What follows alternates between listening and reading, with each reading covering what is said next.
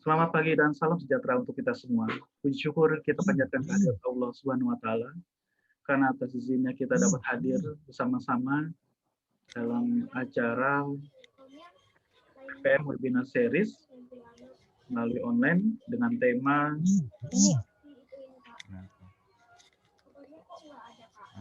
keberlanjutan bisnis melalui good governance UMKM dan koperasi. Ini suruh Februari 2021. gitu gimana?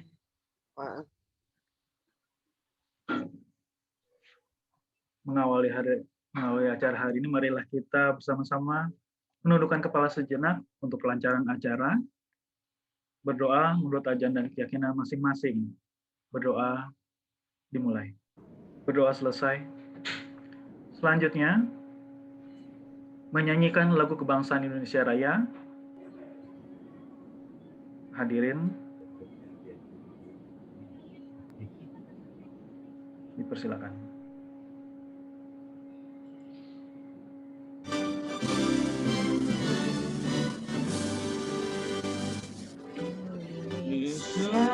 Tanah airku, tanah tumpah darahnya. Di sanalah aku berdiri, berpandu Indonesia.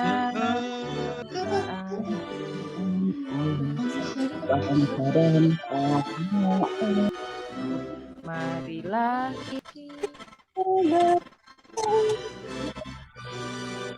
kita bersatu. Hiduplah tanahku, hiduplah negeriku, bangsaku.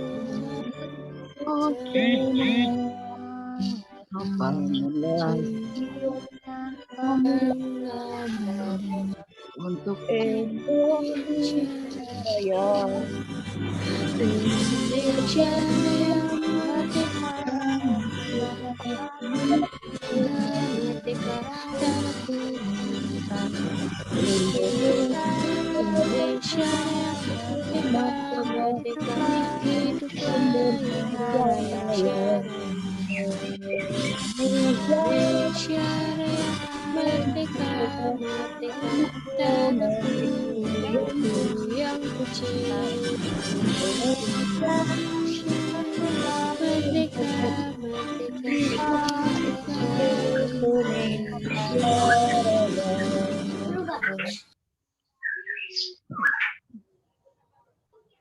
Baik. Selanjutnya, sambutan oleh Dekan Fakultas Ekonomi dan Bisnis kepada Bapak Dr. Harno Finsa AKM SCCA, kami persilakan.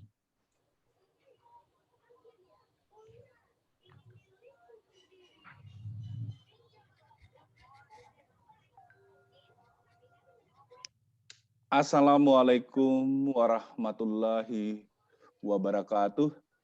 Waalaikumsalam warahmatullahi wabarakatuh. Kepada yang terhormat Bapak Lurah atau yang mewakili, ya. Kemudian kepada yang terhormat Ibu Dr. Inge Hutagalung sebagai Ketua PPM Universitas Mercu Buana. Ya, kemudian yang saya hormati dan saya banggakan para dosen yang terlibat di dalam pengabdian masyarakat ini. Ya, di sini saya lihat ada Pak Ustadz Sabarudin Muslim. Ya. Kemudian ada Bu Nurlis, ada Bu Diah Iskandar, ada Ibu Pak Laras tadi saya perhatikan, ya. Kemudian ada Ibu Nurul Hidayah. Nggak salah tadi juga saya lihat ada Bu Mutia ya, Ibu Mutia. Assalamualaikum warahmatullahi wabarakatuh. Waalaikumsalam warahmatullahi wabarakatuh. Nah, kepada yang terhormat Bapak Lurah atau yang mewakili dari Kelurahan Meruya Utara. Ibu Lurah. Ibu Lurah ya. Ibu Lurah Srengseng. Oh, Ibu Lurah Srengseng hadir ya. Bu Lurah Srengseng, kemudian dan tim. Hadir, Pak. Dan tim, ya. Ya, selamat pagi Bu Lurah. Alhamdulillah bisa berkumpul kita pagi ini.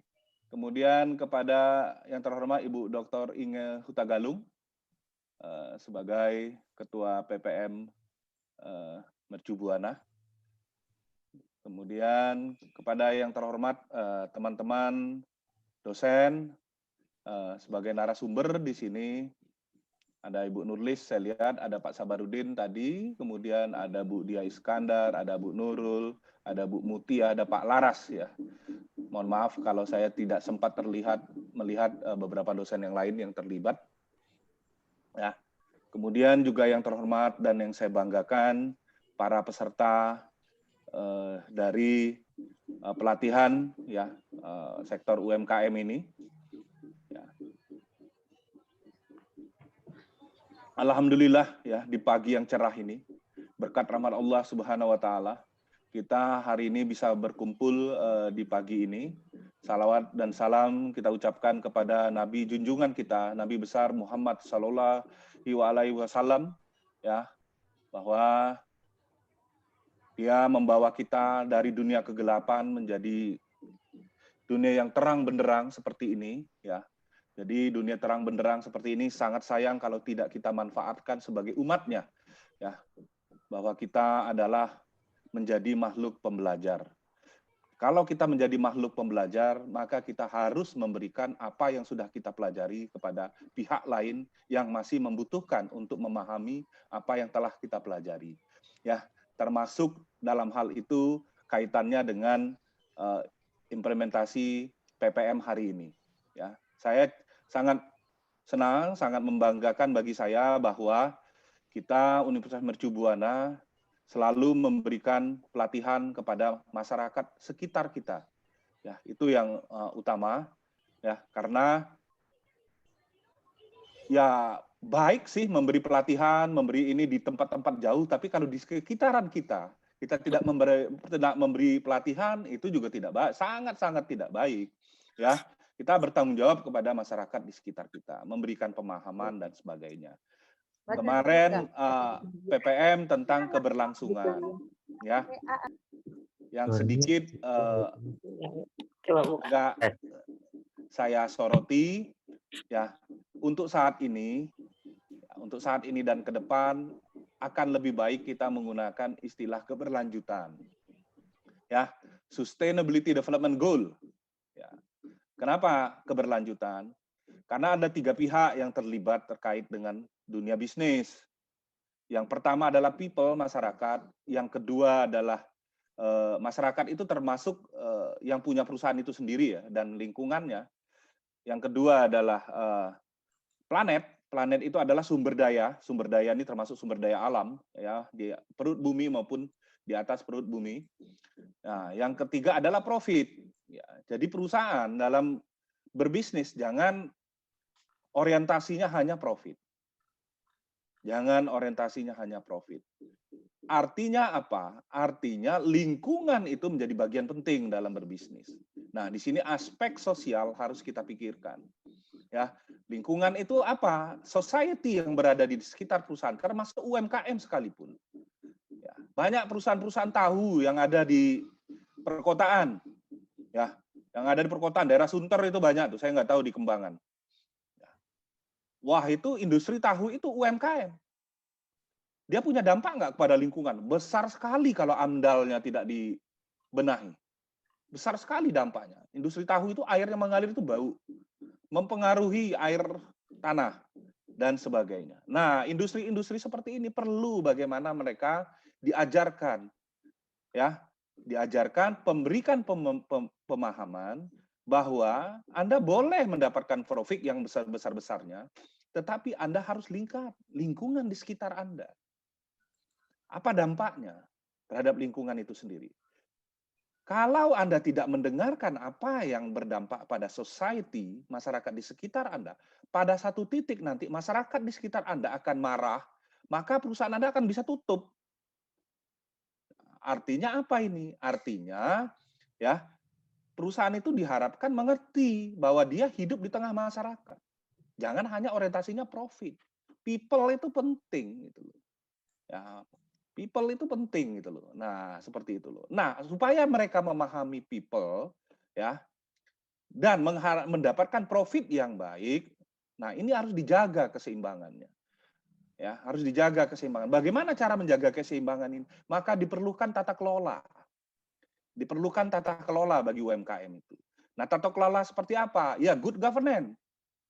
Ya, good governance itu adalah tata kelola yang baik, bagaimana orientasinya bukan hanya profit, ya, bukan hanya keuntungan dia sendiri, tapi dia bisa mensejahterakan lingkungan yang berada di sekitarnya dan mensejahterakan negara juga.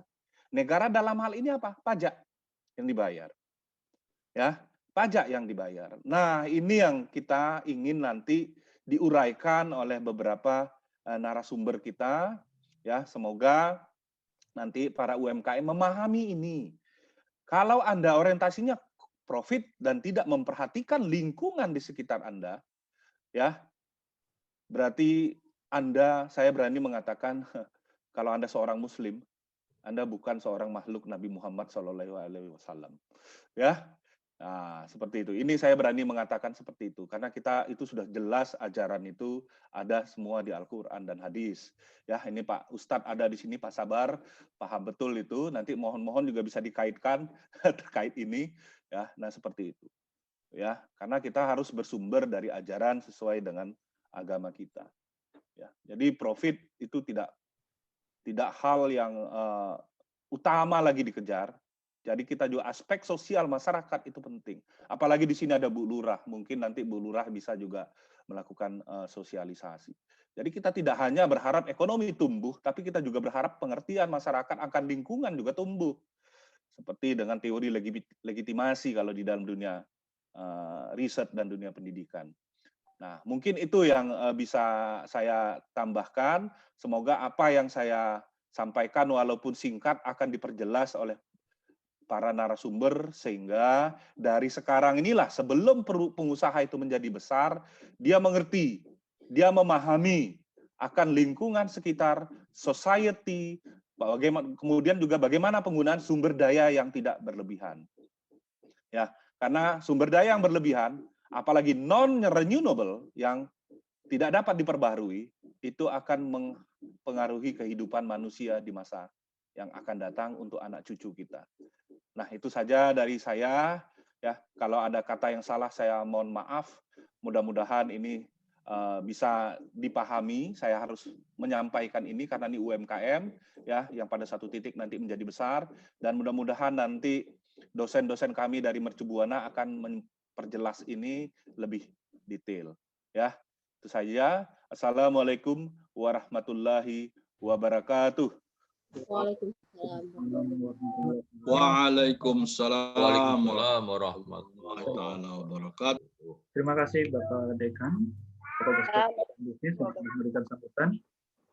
Selanjutnya, sambutan Ketua Pusat Pengabdian pada Masyarakat Universitas Mercu Buana kepada Ibu Dr. Inge Hutagalung MSI, kami persilahkan.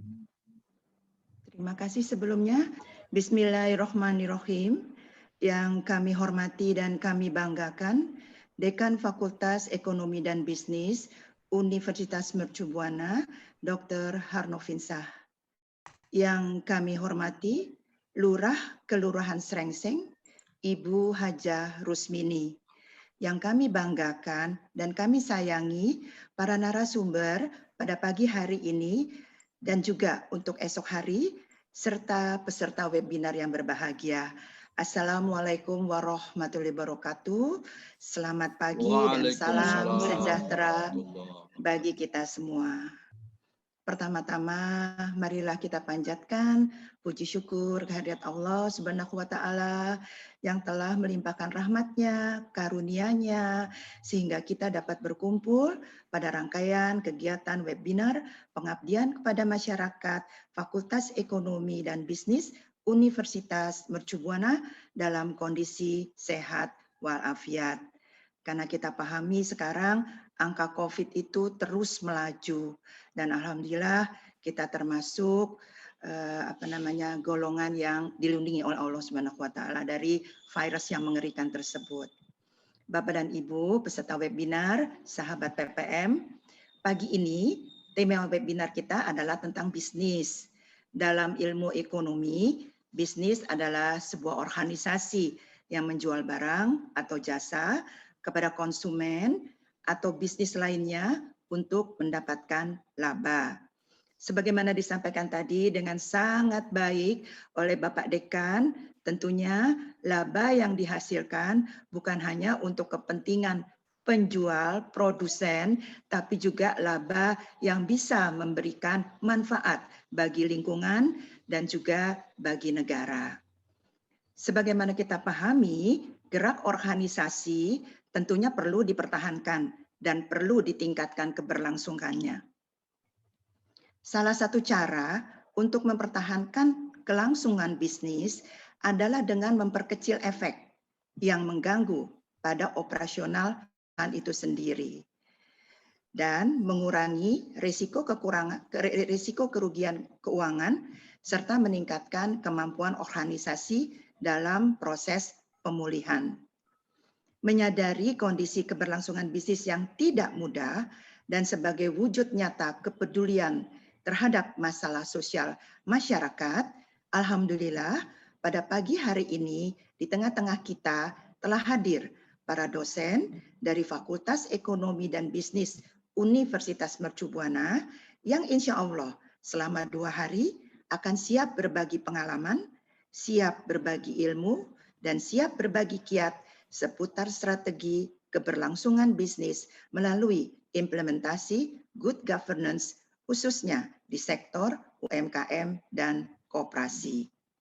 Bapak dan Ibu, peserta webinar yang berbahagia, izinkanlah kami menghaturkan ucapan selamat dan penghargaan kepada panitia pelaksana webinar atas prakarsanya mengkoordinir dan melaksanakan webinar seri PPM ini. Harapan kami kerjasama dengan kelurahan di lingkungan Kecamatan Kembangan, wabil khusus dengan Kelurahan Srengseng dapat berlanjut dalam kegiatan pengabdian masyarakat lainnya. Semoga ilmu yang diberikan pada kesempatan ini bisa membuka wawasan dan menambah pengetahuan. Sebagai penutup, izinkanlah kami menyampaikan sebuah pantun. Kicau kutilang di pohon kenari, menambah ceria suasana pagi. Selamat mengikuti webinar hari ini. Bisnis lancar, keluarga berseri. Terima kasih. Wabillahi taufik wal hidayah. Wassalamualaikum warahmatullahi wabarakatuh. Waalaikumsalam warahmatullahi wabarakatuh. Terima kasih pada Ibu Dr. Ingan Hutagalung MSI sudah memberikan sambutan. Selanjutnya adalah sambutan dari Kepala Kelurahan Srengseng, Ibu Haja Rusmini. Kami persilakan.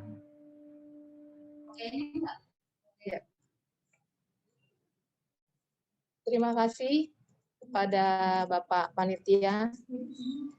Bismillahirrahmanirrahim. Assalamualaikum warahmatullahi wabarakatuh.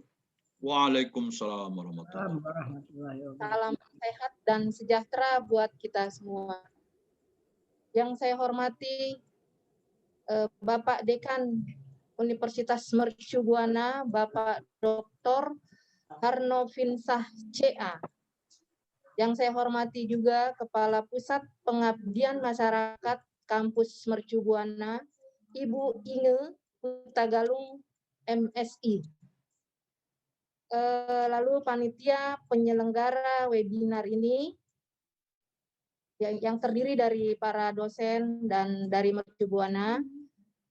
Yang saya hormati juga Lurah Meruya Selatan, sahabat saya. Lalu Bapak Ibu pembicara dan para peserta webinar yang saya banggakan. Alhamdulillah wa syukurillah pada pagi ini hari Rabu tanggal 3 Februari 2021 kita masih dapat bersilaturahmi melalui virtual, yaitu kegiatan pengabdian masyarakat ilmu manajemen dan akuntansi 2020-2021 dengan tema keberlanjutan bisnis melalui implementasi good governance di sektor UMKM dan koperasi. Bapak Ibu, semoga kegiatan ini dapat berjalan dengan lancar dan bermanfaat. Harapan saya ingin para peserta yang terdiri dari Karang Taruna dan PKK menghasilkan UMKM operasi yang berkualitas dengan manajemen yang baik. Selain itu, saya juga ingin setelah menghasilkan sesuatu merupakan kebanggaan menjadi warga Kelurahan Srengseng, Meruya Selatan, khususnya Kecamatan Kembangan. Saya ingin juga menjadi warga yang lebih maju ke depannya. Ikuti terus pelatihan ini hingga selesai, gunakan kesempatan ini dengan baik. Saya kira itu saja yang dapat saya sampaikan. Jaga kesehatan karena sampai saat ini COVID-19 belum mengalami penurunan. Waspadai juga dengan DPD. Saya akhiri, izin saya mohon maaf karena saya ada acara di Wali Kota, rapat aset. Saya undur diri lebih dahulu. Saya akhiri, wassalamualaikum warahmatullahi wabarakatuh. Waalaikumsalam. Waalaikumsalam warahmatullahi wabarakatuh. Terima kasih Bu Lurah. Terima kasih banyak atas sambutannya Ibu Kepala Kelurahan Srengseng, Ibu Hajar Ismini. Ada dengan tema tata kelola koperasi yang akan disampaikan Ibu Rona Tumiur Mauli Caroline, SEMM. Akuntansi untuk koperasi Bapak Haji Sabarudin Muslim, SEMSI. Pencatatan dengan smartphone Ibu Nurul Hidayah, SEAK MSI CA. Dan terakhir ada pembukuan dasar menghitung pajak Dr. Randa Mutiah, MSI. Ya, saya sudah buat break room-nya, room A dan room B. Silakan masuk. Di sini saya sudah menyediakan room A dan room B. Kepada peserta, silakan masuk sesuai dengan ID-nya masing-masing. Misalkan A di depannya A, silakan masuk room A. Atau B, silakan masuk di room B. Terima kasih. Ya, kita masih berlanjut sesi yang ketiga, presentasi dari Bu Dia. Jadi sebagaimana telah dijelaskan di depan, Bu Dia akan bicara bagaimana kita memanfaatkan teknologi ya, dalam berupa financial teknologi. Dalam Teknologi keuangan ya. Teknologi keuangan di dalam berbisnis ini sekarang ini. Karena semua kita antara pembeli dan pelanggan, ya kan, ininya dia, customernya kita tidak mungkin ketemu ya. Silakan Bu Dia, diberikan waktu lebih kurang 30 menit. Baik, terima kasih Bu Nurli. Saya ambil dulu. Silakan ditayangkan. Bu Nurli sudah kelihatan, izin? Sudah Bu Dia, silakan, bagus gambarnya. Mantap. Baik. Oke, slideshow juga boleh Bu Dia, biar gambarnya lebih bagus. Ya, sudah. Baik, Assalamualaikum warahmatullahi wabarakatuh. Selamat menjelang siang. Tadi masih pagi ya, ibu-ibu, bapak-bapak semua. Ini sesi saya adalah membahas dengan tema financial technology untuk kita melakukan bisnis. Jadi sebenarnya materinya sudah disampaikan awal dengan Bapak Laras. Bapak Laras juga menggunakan teknologi keuangan, yaitu menggunakan teknologi sehingga berbisnis, yaitu pakai WhatsApp katanya ya. Nah, saya ingin membahas apakah financial technology itu sendiri. Ya. Jadi ini sudah berkembang di Indonesia. Kalau kita lihat di tahun 2017, 2018, kita sudah mulai menggunakan pakai handphone kalau belanja. Jadi sisi kita sebagai penjual ya ibu-ibu ya, kita sebagai handphone belanja kemana-mana dulu tuh yang pakai diskon. Kalau ada Oppo gitu ya, kalau ada apa lagi itu GoFood pakai diskon dulu tuh. Nah, saking adanya diskon-diskon kita kejar itu gitu ya. Kalau bisa ke mall, wah itu diskon, kita belanja, kita makan, kita apa. Nah, gitu kan. Nah, itu. Jadi kita mulai di sini memperhatikan apakah kita itu membeli sesuai kebutuhan atau tidak. Nah, itu yang perlu diperhatikan. Karena ini adalah iming-iming untuk kita, kadang-kadang kita boros atau apa. Tadi kan kita judul Bu Nurlis adalah melakukan dana cash flow secara efektif dan efisien. Ya, kita harus mempelajari itu juga ya. Nah, kita artikan dulu apa itu fintech, financial technology. Ya, di sini adalah teknologi keuangan yang inovatif, yang kreatif ya, untuk merancang bagaimana kita produk kita itu kalau sebagai sisi penjual ya, produk kita itu diketahui orang ya, dapat di masyarakat luas mengetahuinya sehingga berminat untuk membeli. Nah, kalau kita sisi pembeli adalah bagaimana kita mengetahui produk itu bagus sehingga kita bisa beli sesuai kebutuhan. Itu disebut layanan keuangan secara efektif dan efisien. Yang penting itu efisien. Ya, efektif itu apa? Menunjukkan sasaran sesuai kebutuhan. Jadi jangan boros itu. Efisien itu akhirnya terbawa karena kita efektif, jadi terbawa efisien, kita bisa hemat. Kita tidak boros. Jadi belanja sesuai kebutuhan kalau kita si pembeli. Kalau si penjual, produk kita dikenal oleh masyarakat luas. Itu si penjual. Ya. Jadi kita lihat dari dua sisi. Kan kita bisa sebagai penjual, kita juga bisa sebagai si pembeli.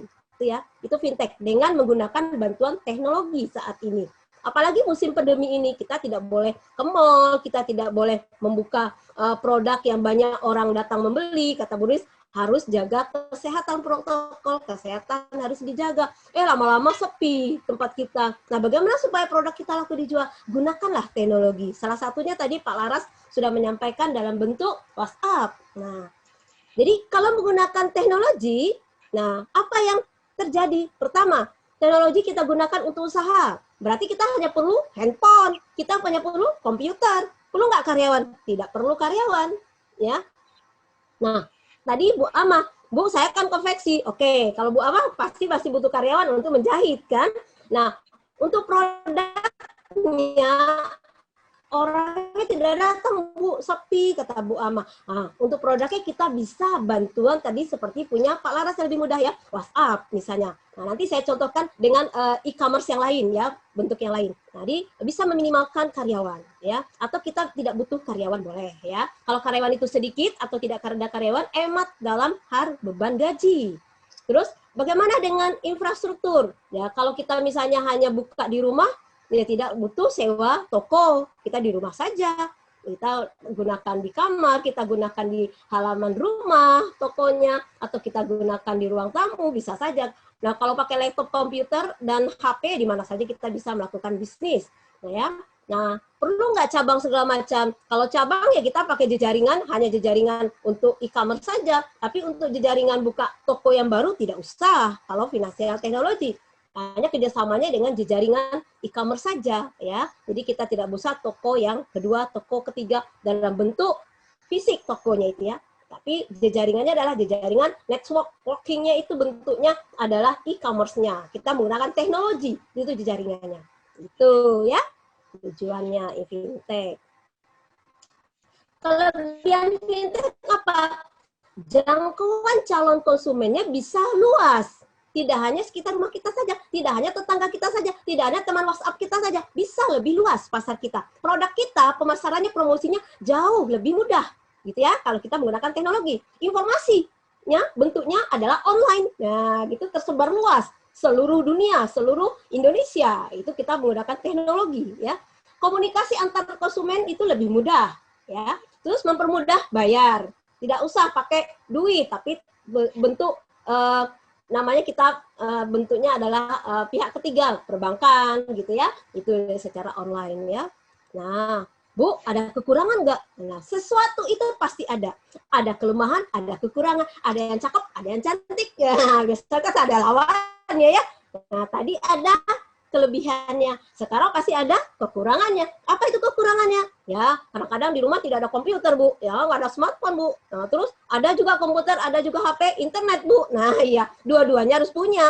Harus ada handphone, harus ada internet, harus ada komputer, atau ada kita mempunyai wifi atau apa ya, kita harus punya ya link itu. Terus minimum kita harus tahu informasi apa itu teknologi ya, bagaimana basis keuangannya, kita harus mempelajarinya. Kalau kita tadi tidak tahu, kita harus belajar. Terus kedua, nah yang terakhir ini tadi dengan Pak Laras pun menyampaikan pasti ada risiko. Nah, di sini rawan bocor data, rawan penipuan. Nah, bagaimana kita meminimalkan penipuan ini? Bagaimana kita meminimalkan rawan dari resiko? Nah, berikut ini Ibu sampaikan ya. Nah, untuk meminimalkan penipuan atau risiko, saya sebagai pembeli, saya membeli suatu barang. Ya, terus saya lihatnya adalah di Google, saya buka di IG, wah barangnya bagus ini. Misalnya lutut saya sakit, saya beli untuk lutut saya gitu ya. Tapi toko itu bilang nanti bayar dulu ya. Nah, karena saya tidak kenal sama toko tersebut, saya ragu. Nah, kalau saya bayar dulu, barang saya dikirim nggak ya? Terus kalau dikirim sesuai dengan kualitasnya nggak ya? Gitu kan ya. Nah, itu sebagai si konsumen kadang-kadang keraguan itu pasti ada. Ya, itu namanya penipuan takutnya terjadi. Nah, itu tadi ya. Bagaimana supaya kita tidak ini ya, Bapak Ibu bisa melihat tadi kalau misalnya ingin yang pasti-pasti ya kita pilih. Ini sebagai pembeli ya, kita pilih mungkin menggunakan yang produk yang kita butuhkan. Ingat ya, efisiensi dan efektif ya.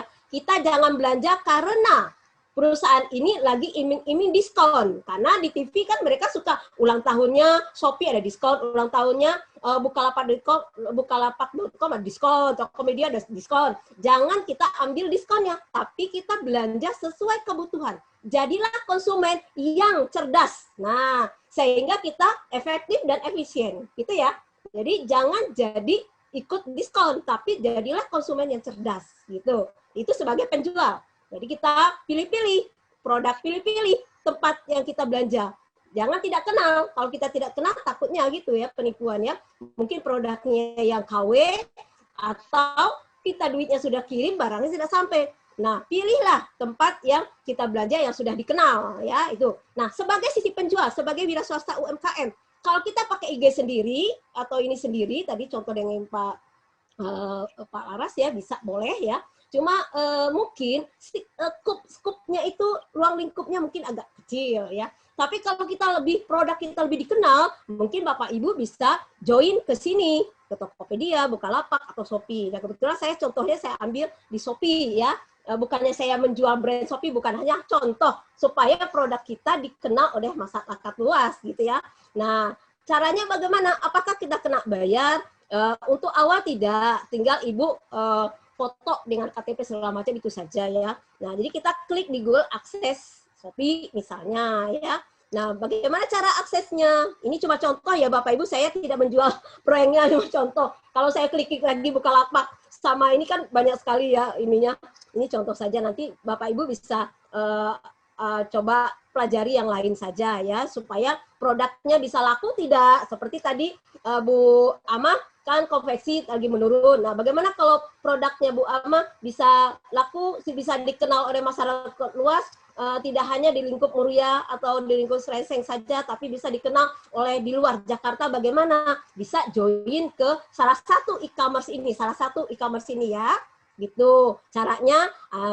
Klik Google, terus bisa pilih dari handphone aplikasinya. Punya handphone mah gampang, apalagi punya anak yang minta tolong saja sama anak, atau browsing ke komputer gitu ya. Nah, ini ada beberapa cara kalau kita menggunakan handphone, cara buka melalui handphone ya.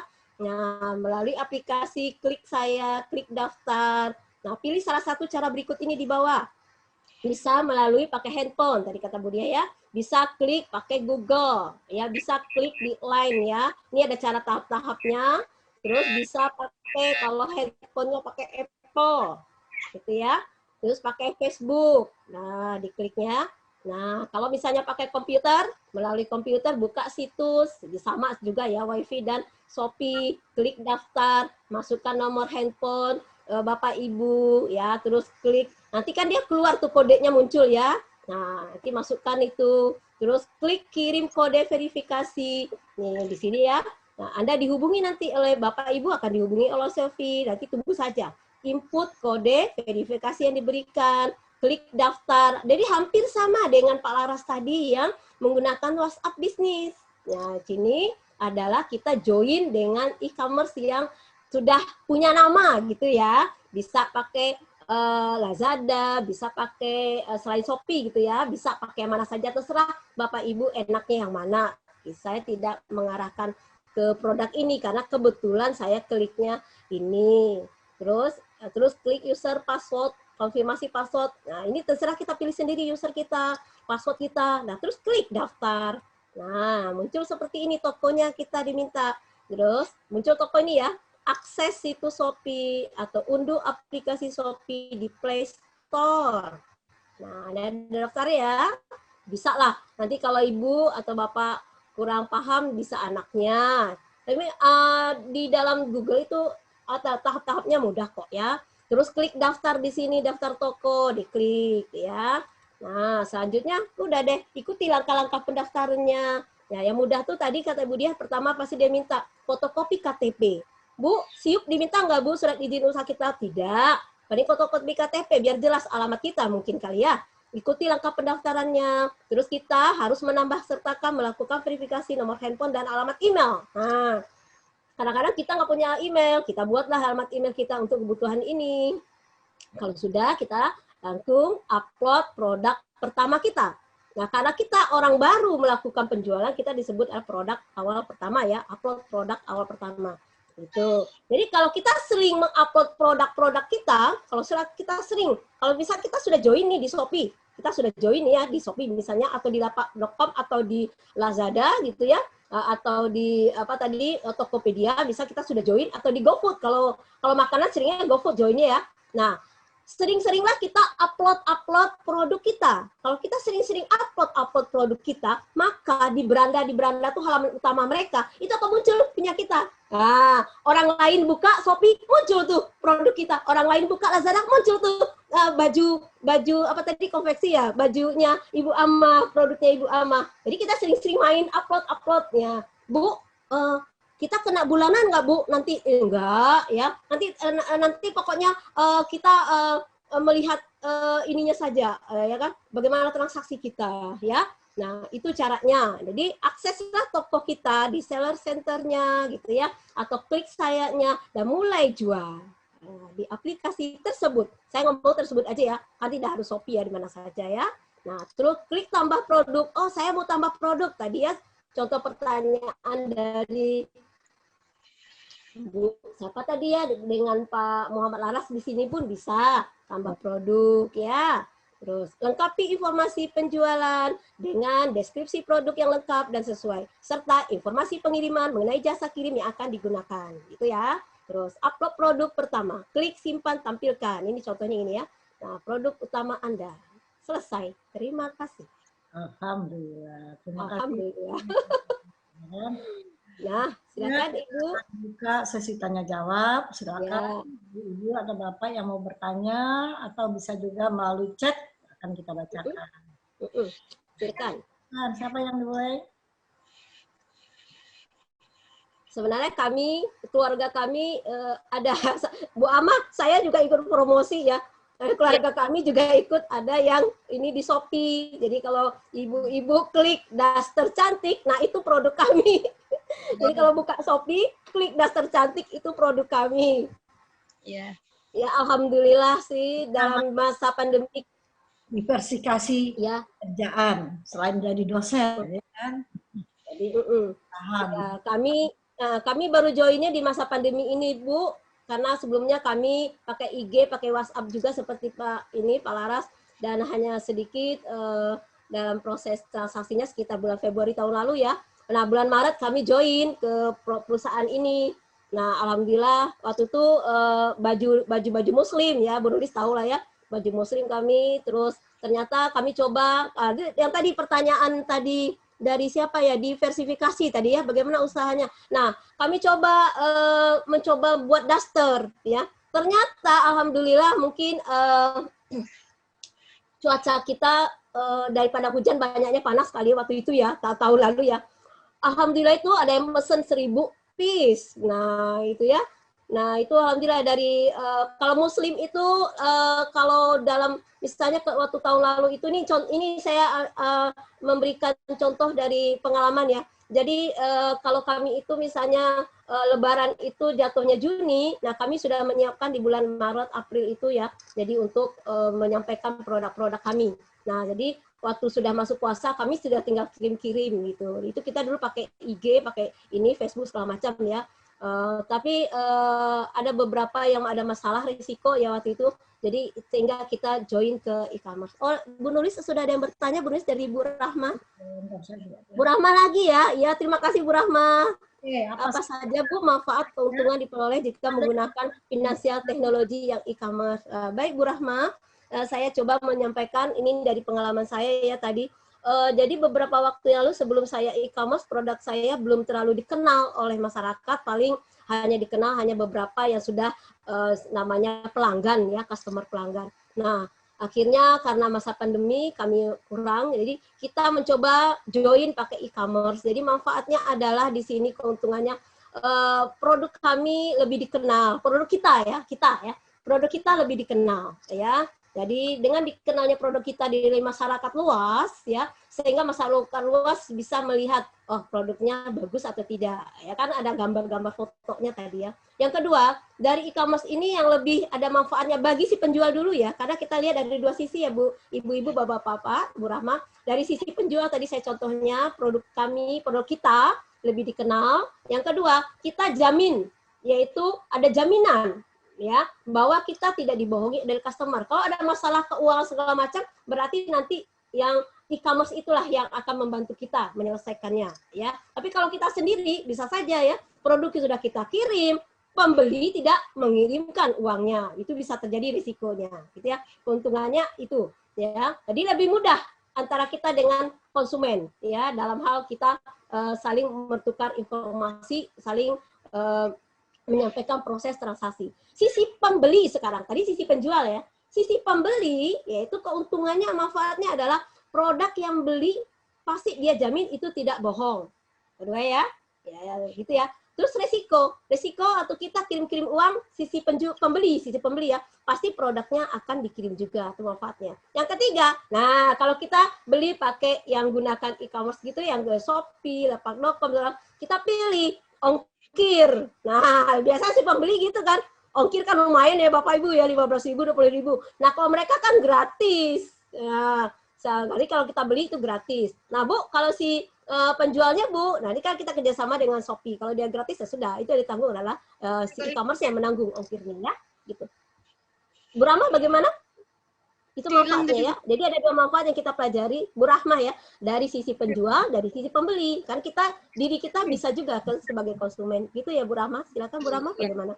Terima kasih penjelasannya. Baik, Bu Rahma. Jelas. Bu Amah, ada Bu Amah? Silakan Bu Amah mau bertanya. Enggak, Bu. Saya juga pakai IG kok, Bu. Pakai apa Bu Amah? Pakai IG. Oh iya. Baik. Bagaimana Bu Amah? Proses transaksinya lancarkah? Enggak begitu itu sih, Bu. Ya. Nah, gini aja Bu. Fotonya produk supaya konsumen menarik itu fotonya produk agak diberi lebih bagus gitu. Biasanya begitu ya. Foto-foto produk kita tuh kita foto ya biar mereka melihat ya. Nah, gitu Bu. Jadi dirubah dari bentuk foto-foto gitu ya.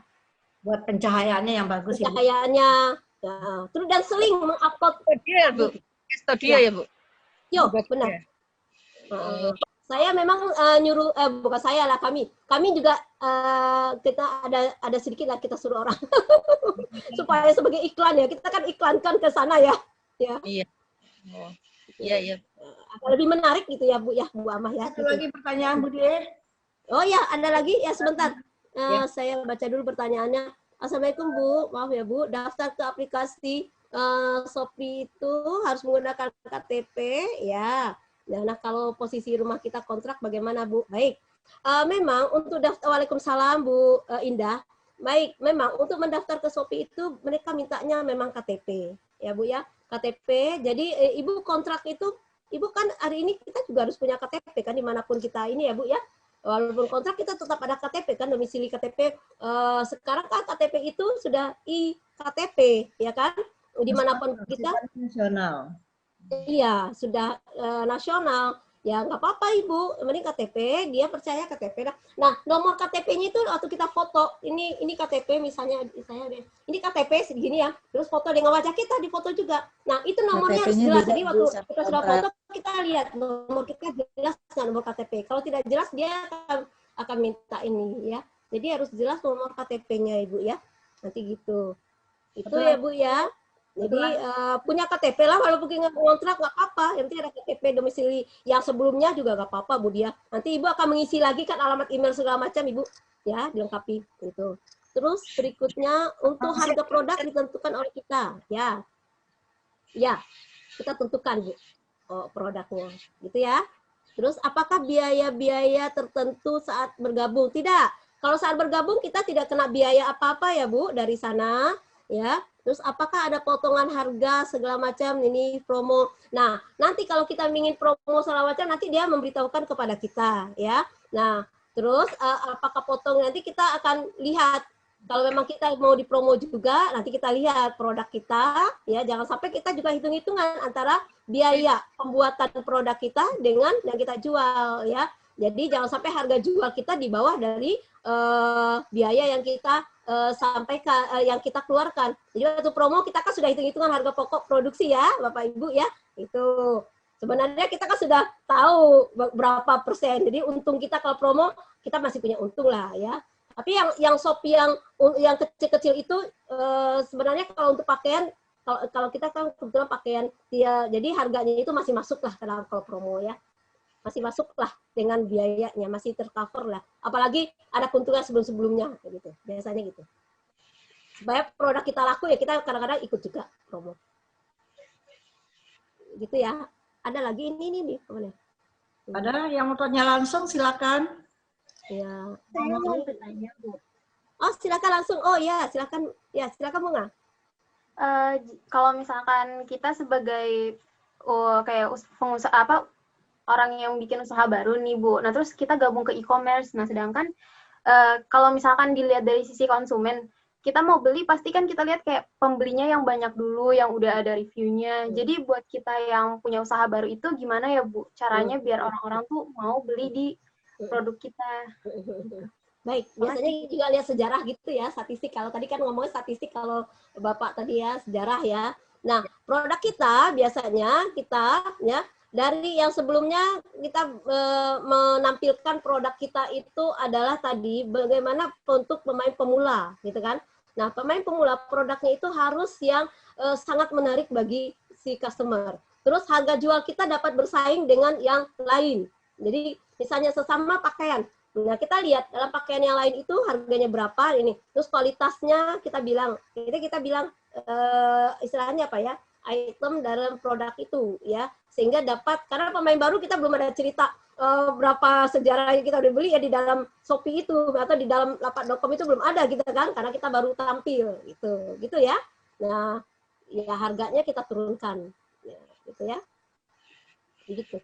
Oh, sudah. Terima kasih Bu. Oke, sama-sama. Baik, ada yang mau bertanya? Ama bisa sharing?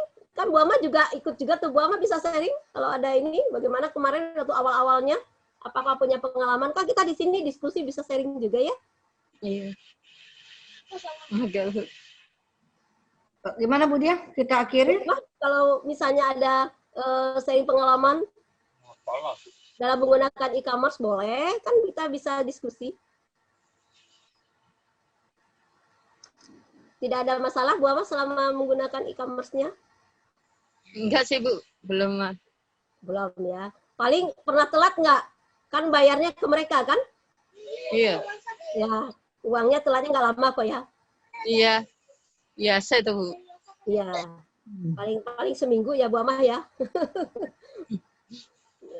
Memang kan bayarnya ke mereka ya, karena konsumen ini kan ya, pasti bayarnya kalau pakai Shopee Pay ya. Nah, jadi istilahnya kalau ke rekening itu kita menunggu lah ya, dalam proses itu biasa ya. Tapi saya kalau itu malah mending itu Bu, apa dari mulut ke mulut itu lebih cepat loh Bu. Oh gitu? Iya. Saya hampir 70% dari mulut ke mulut itu ya. Klub-klub Dalam gitu. proses jual belinya ya? Iya. Karena mereka dari mulut ke mulut dia tahu barangnya, dia pegang, dia lihat, itu yang paling cepat. Nah, begitu Bunga ditambahkan itu ya, bisa juga ya dari teman-teman. Oh, produk ini bagus loh, yang ini dicoba, itu istilahnya dari mulut ke mulut. Iya, pernah pesen di sini dan itu bagus. Biasanya kita itu grup ya Bu, klub motor begitu. Iya, kita punya grup itu ya. Perkumpulan begitu kita biasanya. Itu Ya, paling cepat. Mereka di mana nanti dipakai kan, di mana, di Bekasi, dipakai di mana gitu. Mereka, oh ini pesennya di mana, di sini begitu. Dia itu lebih cepat. Kalau kita itu lebih cepatnya dari mulut ke mulut. Iya. Untuk awalnya ya Bu ya, untuk awalnya itu sebagai produk awal. Jadi mereka suruh online ke ini kita, ke toko kita. Gitu. Iya. Iya. Untuk mereview. Gimana Bu? Ya, silakan, ada lagi Ibu, Bapak. Kayaknya aktif ibu-ibu ya. Ibu-ibu semua kerja keras. Iya, nggak apa-apa. Karena kan memang UMKM gitu, selain bapak-bapak juga ibu-ibu yang banyak yang mengelola ya. Bapak-bapaknya di belakang layar. Ya, benar. Nah, ibu yang pintar ngerayu ya Bu ya. Ibunya pintar ngerayu. Ya, ibunya. Baik. Ya? Rasa sudah cukup kali ya Bu Nulis? Alhamdulillah untuk sesi ketiga ini sudah selesai. Kita nanti